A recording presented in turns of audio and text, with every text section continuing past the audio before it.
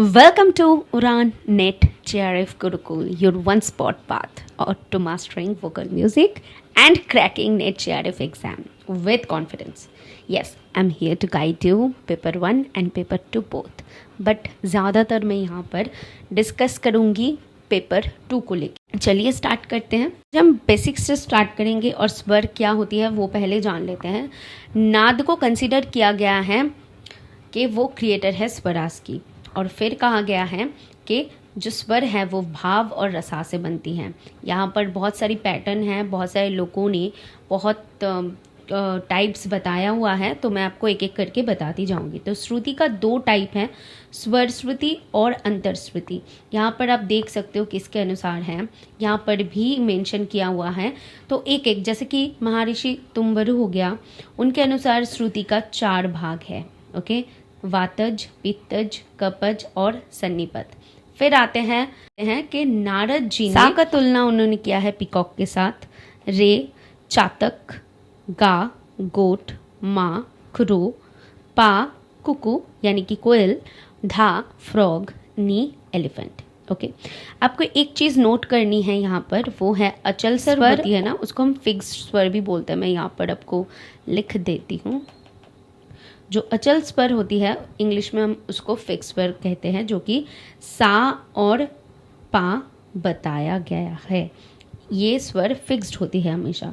और जो कोमल और शुद्ध होती है उसमें रे गा धानी आती है। और एक यहाँ पर नोट डाउन कर लीजिए, जो तीव्र स्वर होती है वो होती है माँ। माँ तीव्र और शुद्ध दोनों ही होती हैं। ठीक है, फिर हम आगे बढ़ते हैं। अकॉर्डिंग टू भातखंडे जी ने भी इसका कुछ प्रकार बताया हुआ है। जैसे कि लोअर डॉट को अगर देखें तो वो नीचे का स्वर होती है, जो मिडिल है वो 1x होती है, वो नॉर्मल सा रे ऐसे करके लिखा जाता है। और जैसे कि रे अगर नीचे ऐसे डॉट दिया जाता है तो आपको पता ही होगा कि वो लोअर डॉट उसको ही कहा जाता है, और जो मिडिल होती है वो नॉर्मली लिखा जाता है। और जो अपर डॉट यानी कि सा के ऊपर अगर ऐसे डॉट कर दे तो वो अपर हो जाती है, तार सप्तक की वो सा बोला जाता है। तो ये चीज़ें आपको थोड़ी सी ध्यान रखनी है। अभी हम आते हैं और कुछ इम्पॉर्टेंट हैं ये सारी चीज़ें। आरोह क्या होता है, जो कि यहाँ से बॉटम से लेकर टॉप तक जो नोट्स जाती है वो होती है आरोह, ऐसे करके अप में जाएंगे। और अवरोह क्या होती हैं, जो कि टॉप से लेकर बॉटम तक आती है, वो होती है अवरोह। सप्तक क्या होती है, ग्रुप ऑफ 7 नोट, सा टू नी, ये हो गया एक सप्तक। फिर वेस्टर्न म्यूजिक में इसको ऑक्टेव भी कहा जाता है। थोड़ा सा बताते हैं कि ऑक्टेव क्या होती है।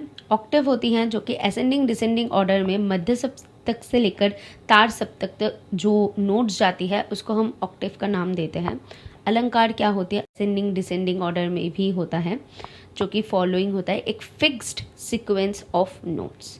ओके, ये बहुत इंपॉर्टेंट है अकॉर्डिंग टू मी। विदारी, पुराने समय में जब आलाप किया जाता था उसको हम बिडारी के नाम से जानते थे, जो कि अभी इसको धातु भी बोला जाता है। ठीक है, तो धातु और विडारी ऑलमोस्ट सेम है, ये चीज़ आपको ध्यान में रखनी है। फिर आते हैं श्रुति भाव और रसा।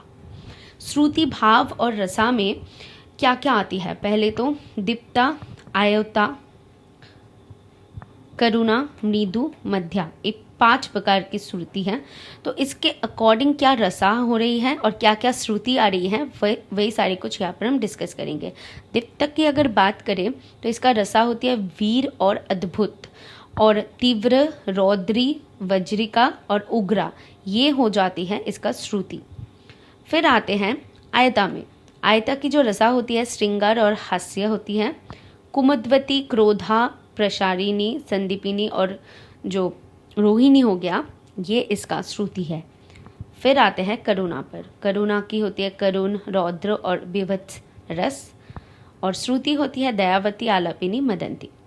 मृदु की होती है रस, हास्य और बात्सल, और इसका जो श्रुति होती है वो होती है प्रीति, दीप्ति और रक्ता। तो अभी आते हैं मध्य में।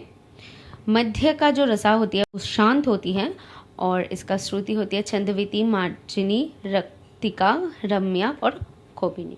ठीक है, अभी हम आते हैं आज के लास्ट जो टॉपिक है उस पर। जो डिस्कशन है वो हम करेंगे वर्ण को लेकर, विच इज़ वेरी इम्पॉर्टेंट। ये आपको थोड़ी सी अच्छे से पढ़ना है। वर्ण का जो प्रकार होती है वो भी आपको अच्छे से याद रखनी है। जो वेरियस डायमेंशन होती है ना सिंगिंग की या फिर प्लेइंग की, तो उसको हम वर्ण के नाम से जानते हैं। जैसे स्थाई वर्ण, आरोही, अवरोही, संचारी, ये तो आपको पता ही होगा। तो स्थाई वर्ण क्या है? जो रिपीटेड सेम नोट अगर रिपीट होता है तो उसको हम स्थाई बोलते हैं। आरोही क्या होती है? जो कि अपवर्ड्स जाती है।